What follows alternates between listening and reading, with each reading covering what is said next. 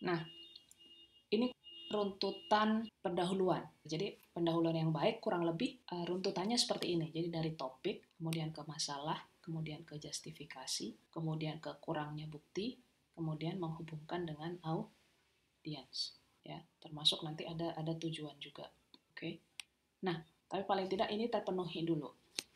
Nah, sekarang contohnya itu apa maksudnya? Maksudnya topik itu apa, Bu? Maksudnya ya misalkan karena Anda menggeluti bidang ekonomi syariah, tentu contohnya misalkan ya, ini pelayanan lembaga keuangan syariah misalkan topiknya itu. Nggak harus ini hanya contoh yang saya kemukakan. Kemudian masalah penelitiannya adalah kepuasan terhadap layanan dan loyalitas pelanggan. Maksudnya kepuasan pelanggan terhadap layanan dan bagaimana loyalitas mereka gitu. Loyalitas si pelanggan ini terhadap terhadap lembaga keuangannya gitu. Kemudian justifikasinya Anda harus mampu menjelaskan gap-nya apa. Ada gap apa nih antara eh, apa yang seharusnya terjadi dengan apa yang terjadi di lapangan. Gitu. Apa yang Anda inginkan dengan apa yang terjadi di lapangan gitu.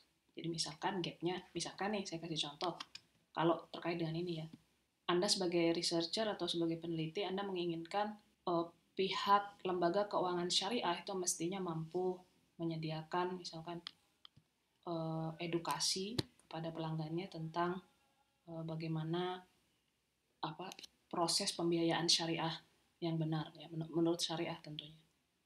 Itu medianya melalui apa dan seterusnya. Tapi berdasarkan data dan berdasarkan pengalaman Anda misalkan dan berdasarkan literatur yang ada, ternyata di lembaga keuangan syariah itu belum ada yang seperti itu. Jadi belum ada pembeda antara informasi-informasi yang ada di bank di lembaga keuangan konvensional dengan lembaga keuangan syariah. Sehingga itu menyebabkan kepuasan dan loyalitas pelanggan itu kurang dapat terukur dengan baik. Misalkan seperti itu justifikasinya. Nah, tapi itu butuh bukti dari literatur. Kemudian kurangnya bukti. Nah, kurangnya bukti itu dari bukti literatur yang telah disebutkan tadi, kira-kira apa yang hilang, gitu ya? Atau masih butuh kita bahas. Nah, jadi dari gap itu apa nih yang hilang, gitu? Apakah dia butuh inovasi, itu misalkan? Apakah itu butuh inovasi? Permasalahan yang gap tadi itu, apakah untuk mengisi kekosongan itu butuh inovasi pelayanan? Ya sehingga si pelanggannya dapat atau nasabahnya dapat kepuasan terhadap layanan mereka atau gimana gitu. Nah, ini sudah mengarah ke tujuan riset Anda. Kemudian yang setelah itu menghubungkan dengan audiens gitu. Jadi contohnya riset ini nantinya mampu membantu pihak bank atau lembaga keuangan dalam mengambil kebijakan layanan. Ini semua sesuai ya, jadi dari sini ke sini nyambung gitu. Tapi saya ulang lagi, tidak harus seperti ini gitu. Ini bergantung pada topik yang Anda pilih. Baik, sekarang kita bahas satu persatu secara rinci di komponen pertama ya, topik. Nah, topik itu mau tidak mau Anda harus letakkan ya di depan. Ya, di paragraf pertama pada pendahuluan. Jadi jangan ditaruh di ekornya. Lucu jadinya nanti kan.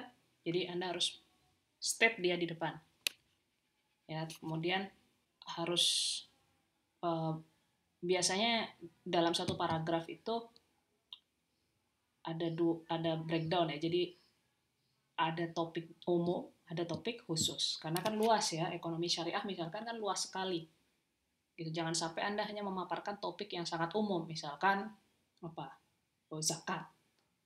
Zakat. Nah, itu kan umum sekali.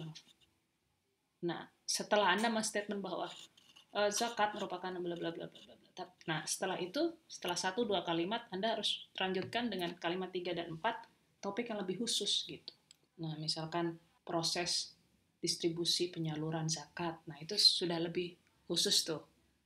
Nah, jadi upayakan jangan terlalu umum gitu ya sehingga di awal pembaca sudah terarahkan dengan baik. Oh, si peneliti ini ingin membahas ini, ternyata ingin membahas distribusi zakat. Kemudian bagaimana kira-kira memilih topik? Ini yang banyak menjadi beban ya, atau momok untuk para mahasiswa biasanya. Sehingga karena mereka kebingungan, biasanya jalan pintasnya langsung searching, langsung browsing ke proposal-proposal orang gitu. Padahal kalau saya bilang, kalau menurut pengalaman saya itu kurang tepat ya. Mencari literatur boleh, tapi tidak dengan menjiplak mati proposal orang. Karena itu tidak akan Anda tidak akan mendapatkan apa-apa dari situ gitu. Nah, jadi bagaimana memilih topik sebenarnya ya? Banyak poin yang bisa menyumbangkan ide Anda dalam memilih topik. Bisa dari ketertarikan pribadi, misal Anda tertariknya di mana, misalkan tertariknya di kayak tadi itu lembaga keuangan syariah, ya silahkan mendalami itu. Anda tertariknya di ZIS, zakat, infak, dan sodakoh, silahkan mencari literatur tentang itu. Literatur loh ya, bukan contoh proposal, bukan. Oke.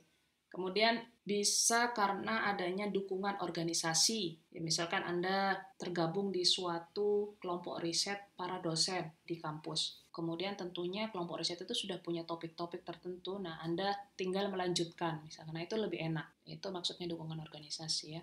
Kemudian ada juga isu-isu terkini, isu-isu etik ya, isu-isu. Sekarang nih di wilayah ekonomi syariah sedang tren apa nih? Sedang tren bahas apa? Kemudian relevansi, ini hampir sama dengan poin ketiga. Jadi trennya sekarang apa? Untuk tahun-tahun sekarang tuh relevannya kita bahas apa nih enaknya gitu. Atau tidak merujuk pada waktu, tapi merujuknya relevansinya pada wilayah. Misalkan di NTB nih, ekonomi syariah sedang seperti apa gitu perkembangannya. Jadi merujuknya ke wilayah. Kemudian selanjutnya kontribusi pada area riset. Jadi Anda memilih topik itu pertimbangannya adalah karena topik itu Anda yakin akan berkontribusi banyak pada area riset Anda. Kemudian yang selanjutnya adalah keterbatasan waktu. Ini yang paling logis untuk Anda yang mahasiswa karena tentu seperti yang saya sampaikan di kelas, tentu Anda tidak akan mengerjakan skripsi atau tugas akhir selama-lamanya kan? Karena Anda punya waktu untuk lulus, punya target kapan untuk lulus dari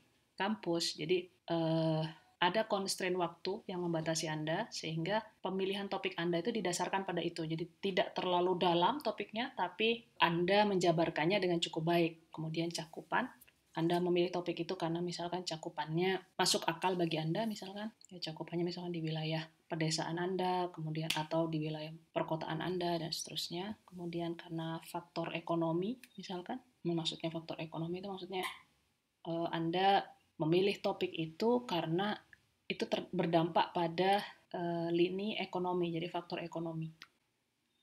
Ya, kurang lebih seperti itu.